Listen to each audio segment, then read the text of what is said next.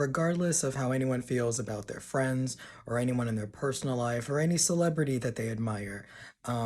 Bigotry and mental illness are not at all connected. Specifically, psychosis does not make someone a racist, hateful human being.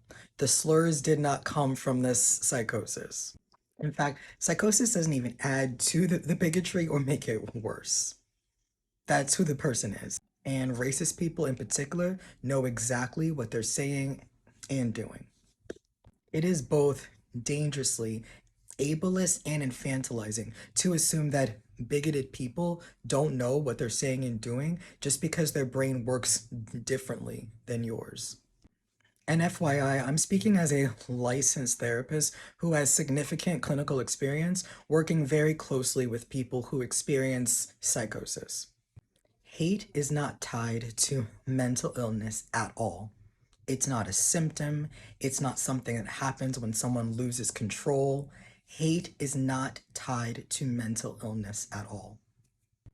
And there are people that want to compare someone saying racist slurs in the middle of a psychosis compared to someone being violent in the middle of psychosis. And those are two totally different things. People being violent in the middle of psychosis is usually because deep down in their core, they don't feel safe at all. Bigotry in the middle of psychosis is not that.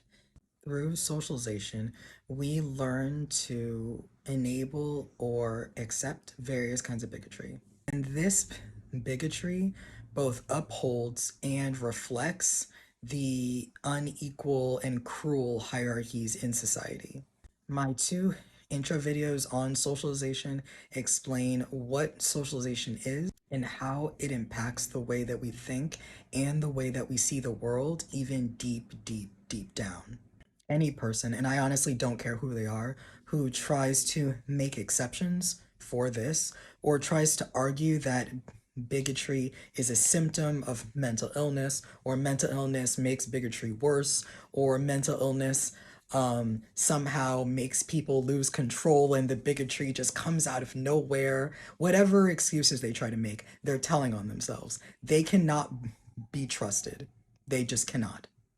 And I want to be clear, there is no situation or circumstance where someone saying or doing something bigoted and hateful is okay. There's no excuse. And I think this is where it actually comes down to is people's belief that there has to be some situation somewhere where someone can say something hateful, right? Where someone can say something racist, where someone can just say something to just push down marginalized people, and it is a-okay. And I'm here to tell you there's no situation, not in healthcare, not in mental health care, nowhere. There is no pass, there's no excuse. It's not okay no matter who does it or what is in their chart. It's deep down, the person saying the slurs, the person being hateful, the person spreading bigoted propaganda, that person, regardless of what's in their healthcare chart, regardless of what the diagnosis is on their treatment plan, they know exactly what they're doing. Period.